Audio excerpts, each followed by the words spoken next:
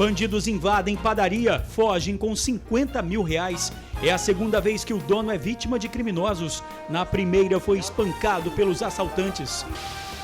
Voz da Paz é silenciada pela violência. Ronildo liderava movimento que pedia o fim da violência em bairro da Serra. Foi executado a tiros. O irmão dele também foi morto quase ao mesmo tempo. Novos depoimentos na CPI do Guincho. Para a relatora, ex-diretor do Detran entrou em contradição e o presidente do Instituto de Proteção ao Motorista fez uma declaração polêmica. Existem reuniões onde se divide o parte que deixou de contribuir com a associação. Existe por ordem do comando para não prender esses carros e levar para lá, leva para outro pátio. Motorista perde controle de carro e despenca de uma altura de 8 metros. Mês de alerta contra o câncer infantil. No Brasil, a doença é a primeira causa de morte entre crianças e jovens de 1 a 19 anos. Com o diagnóstico precoce, a chance de cura chega a 80%. Dono de lanchonete encontra bandido no telhado do estabelecimento e entra em luta corporal com o criminoso. Policiais do BME vão passar por teste de atenção. Um programa de computador vai avaliar o nível de concentração do profissional. O objetivo é minimizar acidentes e erros operacionais.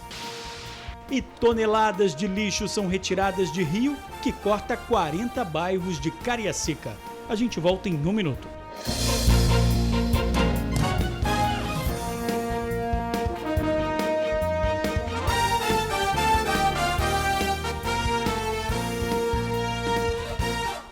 Olá, boa noite. Bandidos levam 50 mil reais de uma padaria na Barra do Jucu, em Vila Velha. É a segunda vez que o comerciante foi alvo dos criminosos. As lágrimas do comerciante são de revolta. É o sentimento de impotência diante da insegurança. Levaram os 16 malotes que tinha lá em cima, referente às vendas de quinta, sexta, sábado e domingo, que estava armazenada lá em cima. Foi por esta parede que o assaltante entrou na padaria. Com uma peça de madeira e uma barra de ferro, ele conseguiu virar as câmeras de segurança para não ser identificado. Em seguida, o criminoso quebrou um cadeado, os vidros dessa janela e entrou na sala onde estava o dinheiro. Ele roubou cerca de 50 mil reais do estabelecimento e também o HD, onde foram armazenadas as imagens do roubo. É muito difícil você falar em segurança hoje, porque a quem você recorre, a quem você pede, a quem você clama por segurança. Nós vivemos a insegurança pública e não a segurança pública. É triste. A padaria fica na Barra do Jucu, em Vila Velha. No ano passado, o mesmo comerciante foi agredido em um arrastão no carnaval. A roupa dele foi rasgada. Na testa ficou ferimento provocado por uma porrada. Seu Almir foi agredido com chutes e socos dentro do estabelecimento. A porta de aço foi quebrada. 2 meses depois, bandidos tentaram explodir esse caixa eletrônico, a poucos metros da padaria. Aqui na Barra do Jucu não é difícil encontrar comerciantes que tiveram seus estabelecimentos arrombados durante a madrugada. Segundo as vítimas, a situação ficou ainda pior depois que um posto da Polícia Militar que funcionava bem aqui neste local foi desativado. É doído, é muito doído. Dói muito pra gente que é comerciante, porque a gente luta pelo menos para pagar os impostos. É até difícil pagar os impostos, quanto mais uma situação dessa. Eu estou chorando, mas é de dor, é de vergonha. A vergonha é muito grande de saber que a gente vive numa situação dessa. Tem que trabalhar para os outros roubarem, não é justo. Bom, mais vergonha ainda é a resposta da polícia. A PM informou que faz o patrulhamento em todo o bairro e alerta os comerciantes para que não mantenham grandes quantias de dinheiro nos estabelecimentos. Jovem que liderava o movimento pelo fim da violência em bairro na Serra é executado. O irmão dele também foi morto quase ao mesmo tempo. Foram 3 mortes em menos de um mês. Em agosto, o universitário Maicon de Souza Santos foi vítima de bala perdida. E no último sábado, os irmãos Ronildo de Melo Correia, de 33 anos, e Ronilson, de 35, foram assassinados. Todos os crimes aconteceram no bairro Central Carapina, na Serra. E enquanto a violência gritava nas ruas, os moradores se calaram no velório dos 2 irmãos com relação ao motivo dos crimes. O silêncio só foi quebrado ao falarem do quanto eles eram queridos. Os irmãos, assim, a gente podia contar, cara, toda hora. Nildo é uma pessoa exemplar, não tenho o que falar da pessoa dele, assim, não tenho como descrever. Deixa um legado com a sua vida com Deus, né? Sua vida piedosa no sentido de cada dia buscando a vontade de Deus, não só para sua família, mas também mudando, através de Cristo, mudando através dele a sua vida também nesse bairro. Ronildo estava na feira com a esposa e a filha. E Ronilson havia ido ao supermercado em que trabalhava como segurança. Foram mortos quase que ao mesmo tempo. Ronildo ainda fazia parte de um movimento que pedia paz no bairro. Mostrar para a sociedade, para o poder público, o quanto que a comunidade em si, a comunidade evangélica, a comunidade em geral aqui está revoltada, está assim, assoberbada, na verdade, né, com essa situação, com tanta violência. E com relação à criminalidade, os números do Espírito Santo não são nada animadores. Segundo a Secretaria de Segurança, de janeiro a agosto desse ano, a Serra registrou 228 assassinatos dos 959 que aconteceram no estado todo. A CESP divulgou que nesse mesmo período houve no estado uma redução de 11,4%.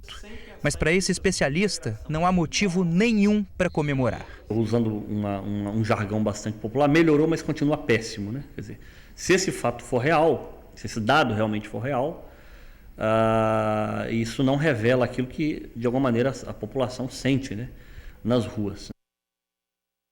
Por enquanto, ninguém foi detido. O delegado não vai dar detalhes para não atrapalhar as investigações. Quem tiver informação pode ligar para o 181.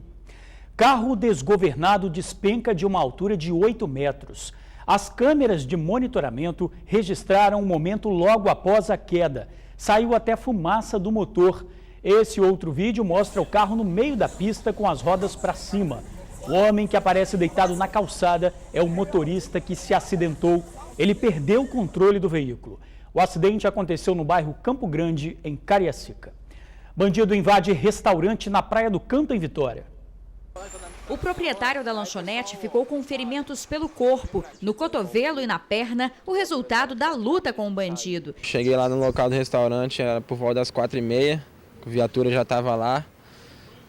A gente subiu no restaurante porque estava fechado, a gente percebeu que o assaltante tinha entrado pela porta dos fundos. E vasculhamos o local e não tinha ninguém. Fizemos um boletim de ocorrência, os policiais foram embora. A repórter Suzy Faria conta como foi a ação do criminoso. Depois de ter roubado a loja lá embaixo, o ladrão tentou fazer o mesmo trajeto para poder fugir. Veio aqui, ó. Subiu aqui. Passou por aqui.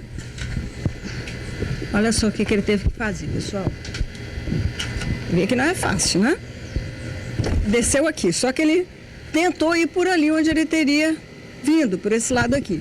Não conseguiu, como o alarme estava tocando, subiu lá no telhado e ali ficou. Lá no alto, vítima e criminoso entraram em luta corporal. Lá em cima, né, ele estava com a chave de fenda, na verdade, eu consegui desarmar ele. E apoiei ele no meio fio lá em cima, pedindo ajuda de alguém lá embaixo. Só que nessa aí ele tentou me jogar lá embaixo, foi aí que o sangue ferveu mesmo, aí eu pude mobilizar ele apagou. O suspeito foi socorrido pela PM e levado para o Hospital São Lucas, também em Vitória. Ele teve apenas escoriações no rosto. O jovem se identificou como Rainer Rodrigues Cruz de Jesus, de 18 anos. A lanchonete fica na Avenida Joaquim Lírio, na Praia do Canto. Mas apesar de estar na região do Triângulo das Bermudas, em apenas 4 meses de funcionamento, já sofreu 2 assaltos. Bom, sobre a ação dos policiais, a PM disse que esse não é o comportamento padrão. Afirma que vai apurar o fato e lembra a moradores e comerciantes que está disponível pelo telefone 3235-8154. Quando os policiais do BME são chamados, é porque a situação precisa de uma atuação mais enérgica. E nesses casos, a concentração é fundamental. Para minimizar acidentes e erros operacionais, os profissionais que atuam no batalhão de choque vão passar por um teste de atenção. Eles são chamados para resolver as situações mais complicadas. Em casos de sequestro, uma negociação profissional é imprescindível. Para encontrar drogas bem camufladas, eles atuam com os cães farejadores. E nos protestos, trabalham com firmeza para manter a ordem. Quando o batalhão de missões especiais entra em ação, é porque geralmente as outras medidas policiais já foram adotadas. O que você acabou de assistir foi uma simulação, mas na vida real as situações são sempre de muito estresse. E mesmo em meio a essa adrenalina toda, o policial deve manter o foco. É preciso estar 100% apto para executar a missão imposta. Mas como os soldados são seres humanos como nós, nem todos os dias estamos com as mínimas condições físicas e psicológicas para garantir a máxima concentração. Esse estado de atenção, muitas das vezes, ele é prejudicado por fatores como distúrbio do sono, problemas financeiros, problemas com o uso excessivo de álcool, problemas sociais diversos, estresse. E, às vezes, esse estado ele não é percebido, né, pelo próprio policial militar ou pela sua chefia imediata. Para auxiliar na identificação da capacidade de trabalho do policial, um teste de atenção será implantado a partir do mês que vem. 8 cabines serão instaladas na sede do BME. Em 1 minuto e meio, um programa de computador vai estimular as habilidades visual e motora do profissional que atua no batalhão de choque. Se ele tiver um perfil mínimo de desatenção, ele poderá continuar trabalhando naquele dia. Mas se o perfil de desatenção dele for muito alto, nós iremos remanejar esse policial para uma outra atividade. O mesmo procedimento já é utilizado no Núcleo de Operações e Transporte Aéreo da PM e em 2 grandes empresas de mineração do estado. O projeto é capixaba e foi desenvolvido em 2004 por meio de uma pesquisa acadêmica na área da medicina. A iniciativa tem trazido melhorias no ambiente de trabalho. No BME, a intenção também é minimizar acidentes e erros operacionais em uma das atividades mais importantes da sociedade, a garantia da segurança pública. Nós estamos buscando fortalecer as boas práticas no cuidado com a saúde. Nós estamos procurando identificar os fatores que interferem na qualidade de vida e na saúde do nosso policial.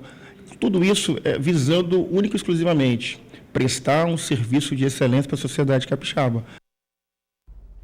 A CPI da máfia dos guinchos. Para a relatora, houve contradição no depoimento do ex-diretor do Detran. Já o presidente do Instituto de Defesa dos Condutores fez uma declaração polêmica. O primeiro depoimento do dia foi do ex-diretor do Detran, Carlos Augusto Lopes, que atuou durante 2 anos na direção do órgão. Ao ser questionado pelos deputados, ele disse que não teve conhecimento de que haveria uma espécie de máfia de guinchos e pátios aqui no Espírito Santo. Não posso afirmar, nunca pude afirmar que exista uma máfia, nunca tomei conhecimento da existência de qualquer indício que configurasse nesse sentido. A comissão quis saber também sobre os valores cobrados dos aluguéis de pátios. O segundo depoimento foi do presidente do Instituto de Proteção e Defesa dos Proprietários e Condutores de Veículos, Francisco Moraes. Ele criticou muito o trabalho de blitz realizado pela Polícia Militar. Quando você vai conhecer o que tem por trás da blitz, você vê que é o crime organizado. Então a blitz foi exatamente para arrecadar. A finalidade da blitz é para arrecadar. Quanto mais prender, é melhor. E todas as vezes existem reuniões onde se divide o pátio que deixou de contribuir com a associação, existe por ordem do comando para não prender esses carros e levar para lá, leva para outro pátio. E o último a ser ouvido foi Dionísio Gomes, dono de um pátio em Cariacica. Ele expressou indignação contra o funcionamento do sistema. Os pátios foram montados para ser um motel de automóveis, um motel de veículos, um entra e sai. Depois eles se transformaram em hotéis de automóveis. Hoje, eles não passam de um asilo de automóveis. Tem um pátio novo na Serra e nós somos também pátio de guarda de sucata. Desses, o depoimento que mais chamou a atenção nessa 17ª CPI foi a do ex-diretor do Detran. Os deputados acharam o depoimento muito confuso e contraditório com relação à forma de credenciamento dos pátios. O ex-diretor disse que não tinha conhecimento nos 2 anos de gestão de nenhuma máfia. Ele disse que não tem conhecimento, mas se contradiz quando diz que os credenciamentos, ele viu vários gargalos que fez com que ele fizesse uma nova instrução para que pudesse fazer com que o modelo não desse margem à corrupção. Então, é meio contraditório o que foi dito, porque, na verdade, ele teve que, inclusive, mudar a modalidade do credenciamento para garantir uma certa confiabilidade que ainda não existe no seu total.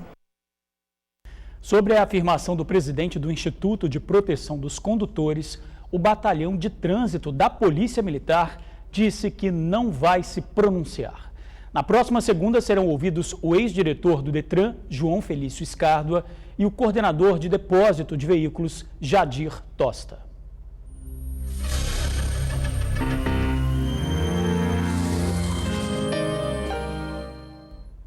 Um dado preocupante: o câncer é a primeira causa de morte por doença entre crianças e jovens de 1 ano a 19 no Brasil. Aqui no estado, em média, 250 casos são registrados todo ano. Por isso, esse mês é de alerta. O amor pela filha fez esse agricultor abandonar a lavoura e se mudar para a Grande Vitória. Há 7 anos, a família descobriu que Raquel estava com câncer. Tudo começou com uma pequena mancha na pele. Uma mancha de nascença que ela tinha, né? Aí cresceu, eu vi que ela encheu de água. Aí foi quando eu procurei. Aí vocês descobriram que a Raquel, na verdade, estava com probleminha de câncer. Isso. Em 2012, a adolescente recomeçou o tratamento. De lá para cá, a vida dela não foi mais a mesma. Não posso comer nada que tem corante, conservante. Não posso jogar mais futebol, que eu gostava. 3 vezes por semana, a Raquel vem fazer o tratamento no Hospital Infantil da capital. Aqui em Capixaba, contra o câncer infantil, a ACACE, pai e filha recebem o suporte que precisam, enquanto estão fora de casa. Essa família, nesse momento do diagnóstico, ela precisa de um colo. Então, é esse colo que a ACACE faz com essa família no início. O Brasil registra todos os anos mais de 12 mil casos de câncer infantil.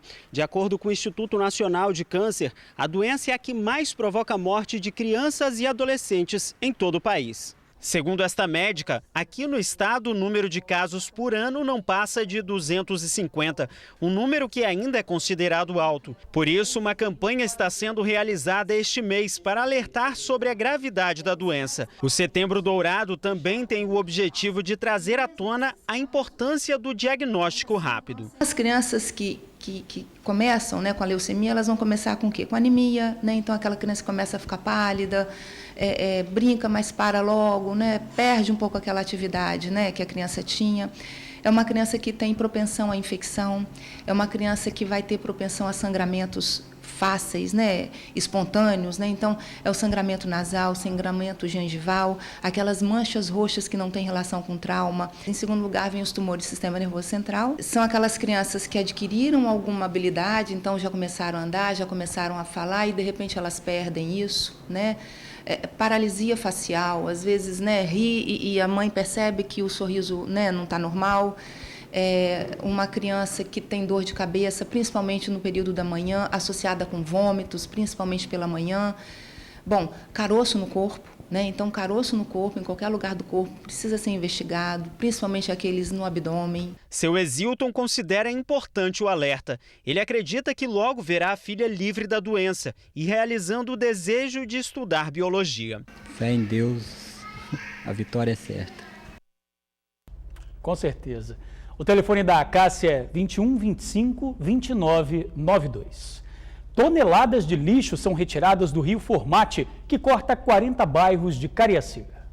Nas margens do rio Formate, no bairro Operário, em Cariacica, há plantações de feijão, banana, abóbora, entre outros cultivos.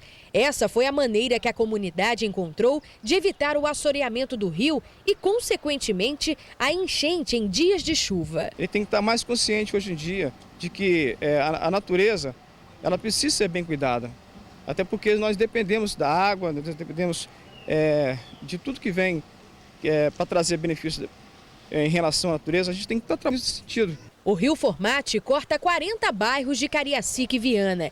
Como na maioria das vezes fica às margens de residências, o rio costuma ser utilizado como lixão. A limpeza do rio Formate começou há 4 meses. São retiradas por dia cerca de 120 toneladas de materiais. De acordo com a prefeitura, muitos destes materiais são lançados no rio Formate de forma incorreta pela própria população do município.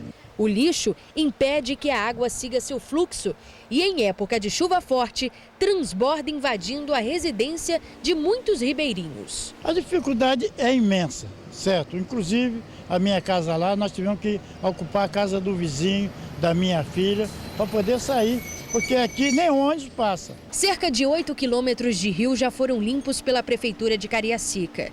Nós acompanhamos a retirada de pneus, muita terra e troncos de árvores. Com a retirada de galhos, de material descartado inadequadamente, pneus, móveis usados, enfim. Uma série de materiais que não deveriam estar ali. Até veículos, motos, foram retirados da calha do rio. Em certos trechos onde a limpeza já foi realizada, é possível perceber a redução do volume de água. E para manter o rio Formate assim e não se preocupar com o risco de novas enchentes, o papel principal precisa ser feito pela comunidade. Mantê-lo limpo, aí sempre pede à comunidade que colabore, não jogando, descartando material inadequadamente. A seguir, homem se envolve em briga e invade igreja para tentar se esconder, mas ao sair acaba morto. A gente já volta.